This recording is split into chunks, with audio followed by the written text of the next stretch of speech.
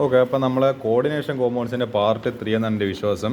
ഈ ഒരു ഡേഞ്ചറസ് സൈഡിൽ 14ാമത്തെ ക്വസ്റ്റിന് എക്സാമിന് ചിലപ്പം വന്നേക്കാം. ഒന്ന് നിങ്ങൾ സ്ക്രീൻഷോട്ട് എടുത്ത് വെക്കുക. Humble request. ഓക്കെ, ഞാനിന്ന് ഡിസ്കസ് ചെയ്യാൻ ഉദ്ദേശിക്കുന്ന ഈ 3 ക്വസ്റ്റ്യൻസ് ആണ്. ഞാൻ കുറേ ഇതൊന്നും ഇങ്ങനെ എന്ന് പറയേണ്ടത് എൻ്റെ മൈൻഡിൽ ഇങ്ങനെ വിചാരിക്കുന്നത് തീർക്കണം എന്നുള്ളത്. അപ്പോൾ എന്താണ്, അത് കൂടാതെ ഒരു 3 ക്വസ്റ്റ്യൻ കൂടിയുണ്ട്. പക്ഷേ ഇതാണ് നമ്മളെ കുറച്ചൊരു ലെങ്തി പോലെ എനിക്ക് തോന്നുന്നത്. അപ്പോൾ നമുക്ക് എന്ത് ചെയ്യുക, ഹാർഡ് ടാസ്ക്സ് ആദ്യം തീർക്കുക. അതായത് ഡിഫിക്കൽട്ട് ടാസ്ക് ആദ്യം തീർത്ത് കഴിഞ്ഞാൽ കുറച്ചും കൂടി എളുപ്പമായി കാര്യങ്ങൾ. പിന്നെ ഒരു 3 സിമ്പിൾ ക്വസ്റ്റ്യൻസേ ബാക്കി നോക്കാം. ക്വസ്റ്റ്യൻ നമ്പർ 1 അല്ലെ question number 20. Solution of nickel. എന്താണ് ഇതെന്ന് സാധനം? നിക്കൽ ടെട്ര, മറ്റേതിൻ്റെ പേര് തന്നെയും ഇതിൻ്റെ പേര് IUPAC എന്ന് ഓർമ്മയില്ല. NiH2O 6 times 2+ is green. But solution അപ്പോൾ ഈ പറയുന്ന ഹൈഡ്രജൻ, അതായത് ഈ വാട്ടറിൻ്റെ ചാർജിൽ അപ്പോൾ ഈ +2 ആരുടെ ചാർജാണ്? ഈ നിക്കൽ പ്ലസിൻ്റെ ചാർജാണ്. അപ്പോൾ അത് ഗ്രീൻ ആണ്. ബട്ട് സൊല്യൂഷൻ ഓഫ് NiCN4 2- എന്തായിരിക്കും? അപ്പോൾ ഇത് -4 നിൽക്കും. അപ്പോൾ ഇതെന്തിൽ നിൽക്കണം? ഇപ്പോൾ +2 നിൽക്കണം. അപ്പോൾ 2 - 4 -2. അപ്പോൾ ഇതും +2 ഇത് കളർലെസ് ആണ്. അതെന്തുകൊണ്ടായിരിക്കും? ഈ രണ്ടിൻ്റെയോ ഓക്സിഡേഷൻ സ്റ്റേറ്റ് +2 തന്നെ. പക്ഷേ എന്തുകൊണ്ടാണ് ഇത് ഗ്രീനാണ്, ഇത് കളറേ ഇല്ല? അതെന്താ സ്ഥിതി? അത് നോക്കാമല്ലോ. അത് ഈ പറയുന്ന നമ്മളെ ഈ ക്രിസ്റ്റൽ ഫീൽഡ് സ്പ്ലിറ്റിംഗ് ബന്ധപ്പെട്ട കോൺസെപ്റ്റാണ്. നോക്കാം. In NiH2O 6 times 2+ H2 molecules is a weak ഫീൽഡിലേക്കാണ്. അതൊരു വീക്ക് ഫീൽഡിലേക്കാണ് നമുക്കറിയാം. നമ്മളിവിടെ കണ്ടിട്ടുണ്ട്. ഇതാ ഈ H2O. H2 ഇല്ലല്ലോ. ഓക്കെ. മറ്റേ H2 ഒരു വീക്ക് ഫീൽഡിലേക്കാണ്. They do not cause electron pairing. അപ്പോൾ എന്ത് നടക്കുന്നില്ല? ഇലക്ട്രോൺ പെയറിങ് നടക്കുന്നില്ല. അപ്പോൾ ഈ സ്ട്രോങ് ഫീൽഡ് ലിഗാൻഡ് ആണെങ്കിൽ എന്താണ്, ഇനി മാറുടെ ചേർക്കാമെന്ന് പറഞ്ഞിട്ട് ഈ ചങ്ങായിനെ ഇവിടെ കൊണ്ടുവന്ന് എത്തിച്ചേരാം. പക്ഷേ ഈ ചങ്ങായി വീക്ക് ആയതുകൊണ്ട് എന്താണ്, ഈ ചങ്ങയാണ് എന്ത് ചെയ്യുന്നത്, അവർക്ക് കമാൻഡ് കൊടുക്കുന്നത്. ലൈക്ക് അതാണ് ഇൻസ്ട്രക്ഷൻ കൊടുക്കുന്നത്. എടാ ഇനി എന്നാ പറയേണ്ടത്, ഞാൻ പറയുന്ന സീറ്റിൽ ഇനി ഇരുന്നാൽ മതി. എന്നാൽ നിക്കല പറയുന്നത്, ഇനി ഞാൻ പറയുന്ന സീറ്റിൽ ഇത് എവിടെയെങ്കിലും സീറ്റ് ഉണ്ട്, ഇനി ഇവിടെ ഹൈഡ്രജനോടെ പറയുന്നത്. ഇനി ഇവിടെയെല്ലാം വന്നിട്ട് കയറിക്കോ, എൻ്റെ പിള്ളേരെ എന്താണ് ഓരോരുത്തർക്ക് ഇരിക്കാനുള്ള കസേര അവിടെ ഇനി വരുന്ന് തൊട്ട് കളിക്കേണ്ടതെന്ന്.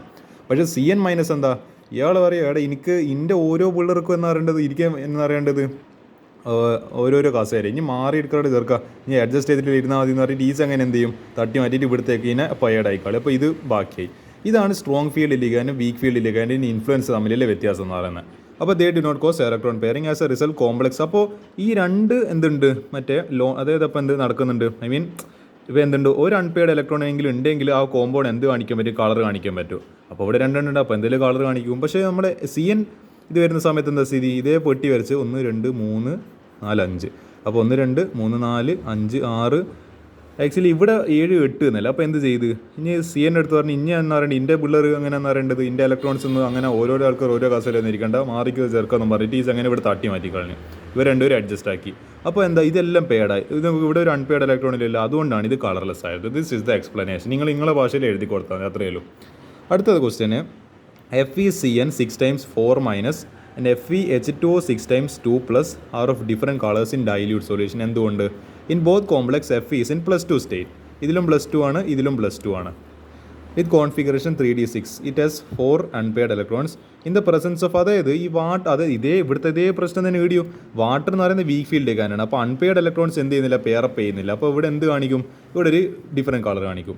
പക്ഷേ എന്താ, in presence of strong field ligand CN- they get paired up, then no എന്താണ് unpaired electron is left. Due to this difference in number of unpaired electrons both complex ions have different colors. അതാണ് എന്താണ് ഇവിടെ 1 2 3 4 5 നമ്മളെ ഇപ്പോൾ scooty Vikraman manganese fees കൊടുക്കാൻ. അപ്പോൾ 26 എന്ന് പറയുമ്പോൾ 4s എന്ന് 2 ഇലക്ട്രോൺ പോയി കഴിഞ്ഞാൽ 6 ഇലക്ട്രോൺസ് ഉണ്ട്. 1 2 3 4 5 6. ഇവിടെ എന്തുണ്ടായിരുന്നു? ഈ H2O വരുന്ന സമയത്ത് നിങ്ങൾ ആലോചിച്ച് നോക്ക്, ഇതെല്ലാം ഒറ്റക്കൊക്കെ. അപ്പോൾ ഇയാൾ അൺപെയ്ഡ് ഇലക്ട്രോൺസിൻ്റെ കളർ കാണിക്കും. CN- വന്നാലോ ഈ ചങ്ങനെ ഇപ്പോഴത്തേക്ക് മാറ്റി. അപ്പോൾ ഈ ചങ്ങനെ ഇപ്പുറത്തേക്ക് മാറ്റി. അപ്പോൾ പിന്നെന്താ, ഈ ചങ്ങനെ ഇവിടത്തേക്ക് മാറ്റി. അപ്പോൾ ഇവിടെ ഒരു അൺപെയ്ഡ് ഇലക്ട്രോൺ ഇല്ല. അപ്പോൾ ഇത് അതായത് അൺപെയ്ഡ് ഇലക്ട്രോൺസിന് എണ്ണത്തിന് കണക്കായിട്ടാണ് ഇതിന് കളർ വരുന്നത്. ഒരു അൺപെയ്ഡ് ഇലക്ട്രോൺ ഇല്ല കളറല്ല, 4 അൺപെയ്ഡ് ഇലക്ട്രോൺസ് ഉണ്ടാവും ഇതിലെ കളർ. അത് വ്യത്യാസമുണ്ട്. അതുകൊണ്ടാണ് ഈ വ്യത്യാസം കാരണമാണ് എന്ത്, അതായത് ഈ സ്ട്രോങ് ഫീൽഡും വീക്ക് ഫീൽഡും തമ്മിലുള്ള വ്യത്യാസം കാരണമാണ് ഇവരെ രണ്ടുപേരെ ഡിഫറെൻറ്റ് കളേഴ്സ് എന്ന് പറയുന്നത്. അപ്പോൾ അടുത്ത question, discuss the nature of bonding in metal carbonyls. ഇത് നല്ല ലാസ്റ്റ് ടോപ്പിക്കാണ്. ഇത് നിങ്ങൾ അധികം ശ്രദ്ധിക്കാതെ പോകുന്ന ടോപ്പിക്ക്. ഇത് ക്രിസ്മസ് എക്സാമിനേഷൻ ഇതിനെപ്പറ്റി ചോദിച്ചിട്ടുണ്ട്, ഇതേപോലെ തന്നെ ചോദിച്ചിട്ടുണ്ട് ഇതിനെപ്പറ്റി ഡിസ്ക്രൈബ് ചെയ്യാൻ. അപ്പോൾ the metal carbon bond in metal carbonyls. Carbonyl group എന്ന് പറയുന്നത് C double bond O ഗ്രൂപ്പിനാണ് കാർബണൈൽ ഗ്രൂപ്പ് എന്ന് പറയുന്നത്. Have both sigma character and pi character. The metal അപ്പോൾ രണ്ടും ക്യാരക്ടർ ഉണ്ട്, പൈയും ഉണ്ട് സിഗ്മയും ഉണ്ട്. Metal carbon sigma bond is formed by the donation of lone pairs of electrons of the carbonyl carbon. അപ്പോൾ ഈ കാർബണാണ് ഈ പറയുന്ന സിഗ്മ ബോണ്ട് വലിക്കുന്നത്, അയാളാണ് അങ്ങോട്ടേക്ക് സിഗ്മ ബോണ്ട് പ്രൊവൈഡ് ചെയ്യുന്നത്. To a vacant orbital of the metal. മെറ്റലിൻ്റെ ഇതുണ്ടാവുമല്ലോ ഈ പറഞ്ഞ വേക്കൻ്റ് ആയിട്ട്, അതായത് ഒഴിഞ്ഞു കിടക്കുന്നൊരു സ്ഥലം ഉണ്ടാവില്ല, ഓർബിറ്റൽ ഉണ്ടാവില്ല, അവിടത്തേക്ക് ഈ പറയുന്ന ഒരു ലോൺ പെയർ ഓഫ് ഇലക്ട്രോൺസ് അങ്ങോട്ടേക്ക് കൈ നീട്ടി കൊടുത്തിട്ട് ഇയാൾ എന്ത് ചെയ്യും, ഒരു സിഗ്മ ബോണ്ട് ഉണ്ടാക്കും. ദ മെറ്റൽ കാർബൺ എന്താണ് pi bond is formed by the donation of pair of electrons from a filled d orbital of a metal. അപ്പോൾ ഇവർ തമ്മിൽ അങ്ങോട്ടും ഇങ്ങോട്ടും എക്സ്ചേഞ്ച് ചെയ്യും. ഞാൻ എന്ത് ചെയ്യുക, എനിക്ക് കുറച്ച് ബ്രെഡ് തരാം, ഇനി അതിൻ്റെ പകരമായിട്ട് എനിക്ക് എന്ത് തന്നാൽ മതി, കുറച്ച് ഗോൾഡ് കോയിൻസ് തന്നാൽ മതി. അങ്ങോട്ടും ഇങ്ങോട്ടും ട്രേഡിൻ്റെ എക്സ്ചേഞ്ച് മെത്തേഡാണ്. ലൈക്ക് ഞാൻ അങ്ങോട്ടേക്ക് ബ്രെഡ് കൊടുത്തു കഴിഞ്ഞാൽ അയാൾക്ക് ബ്രെഡ് കിട്ടി എൻ്റെ വകയിൽ, അയാളപ്പോൾ അതിൻ്റെ പകരമായിട്ട് എനിക്ക് എന്ത് തരണം, കുറച്ച് ഗോൾഡ് കോയിൻസ് തരണം. എനിക്ക് ഗോൾഡ് കോയിൻ വേണം, ഞങ്ങൾക്ക് ബ്രെഡ് വേണം. അപ്പോൾ ഈ കാർബൺ ആരെ ഇത് കൊടുക്കുന്നത്, ഈ പറഞ്ഞ പൈ ബോണ്ട് ഇത് ഇടുന്ന കിട്ടുന്നത് ഈ മെറ്റലാണ് അങ്ങോട്ടേക്ക്. ഈ പറയുന്ന കാർബണിൻ്റെ ഫീൽഡ് ഇവിടെ അൺഫിൽഡ് ആണ്, ഇവിടെ കാർബൺ ഒരു അൺഫിൽഡ് ഡി ഓർബിറ്റിലേക്ക് ആരാ ഈ പറയുന്ന മറ്റേ പൈ ഇലക്ട്രോൺസിനെ കൊടുക്കുന്നത്, ഈ ലോൺ പെയർ ആയിട്ടുള്ള pi electrons this metal carbon gives, അല്ല metal atom gives of metal into the vacant antibonding എന്നാണ് മോളിക്കുലർ, അതായത് pi star of carbon monoxide C double ബോണ്ടോ, പിന്നെ ഒരു മെറ്റൽ ഉണ്ടല്ലോ അങ്ങോട്ടേക്ക് വലിക്കുന്നുണ്ട്. ഇത് ഇങ്ങോട്ട്, അതായത് ഇങ്ങോട്ടേക്ക് ഒരു സിഗ്മ ബോണ്ട്, ഇങ്ങോട്ടേക്ക് കാർബൺ അങ്ങോട്ടേക്ക് വലിച്ച്, ഒരു മെറ്റൽ അങ്ങോട്ടേക്ക് ഒരു പൈ ബോണ്ട് അങ്ങോട്ടേക്കും വലിച്ച്. ഇതാണ് അവർ തമ്മിലുള്ള ട്രേഡ് ആൻഡ് എക്സ്ചേഞ്ച് മെത്തേഡ്.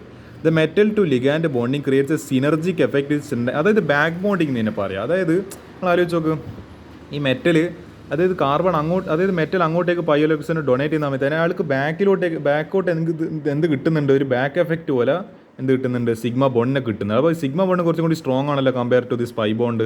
അപ്പോൾ എന്ത് കിട്ടുന്നുണ്ട്, ബാക്ക് ബോണ്ടിങ്, അയാൾക്ക് ഒരു എക്സ്ട്രാ സ്റ്റെബിലിറ്റി അല്ലെ എക്സ്ട്രാ ഒരു പവർ കിട്ടുന്നുണ്ട് ഈ ചങ്ങായി കാരണം, ഇത് കാരണം. അതാണ് ഈ സിനർജിക് എഫക്റ്റ് എന്ന് പറയുന്നത്, which strengthens the bond between carbon. അപ്പോൾ അതുകൊണ്ടാണ് നമ്മൾ പറയുന്നത് metal carbonyls because of their back bonding they're highly stable, അല്ലെങ്കിൽ ഹൈലി സ്ട്രോങ് ബോണ്ട്സ് ആണ് അവർ അത്ര പെട്ടെന്നൊന്നും എളുപ്പത്തിൽ ക്ലീവേജ് തന്നെ പൊട്ടിക്കാനൊന്നും പറ്റുമെന്നില്ല. ഇതാണ് ഈ ക്വസ്റ്റ്യൻ ആൻസർ എന്ന് പറയുന്നത്. ഇങ്ങനെ അപ്പോൾ ഈ ഫിഗറെല്ലാം പറ്റുവാണെങ്കിൽ വരച്ച് കൊടുക്കുക. Synergic bonding, example of synergic bonding ഇൻട്രാക്ഷൻസിനെ കാർബണൈൽ കോംപ്ലക്സ് പറ്റുമെങ്കിൽ ഫിഗർ എഴുതുക, ഞാൻ പറഞ്ഞ തിയറി എഴുതുക. And this will be the end of this 3 questions. ഇനി ബാക്കി ക്വസ്റ്റ്യൻസ് നമുക്ക് അടുത്ത ആഴ്ച ഡീൽ ചെയ്യാം.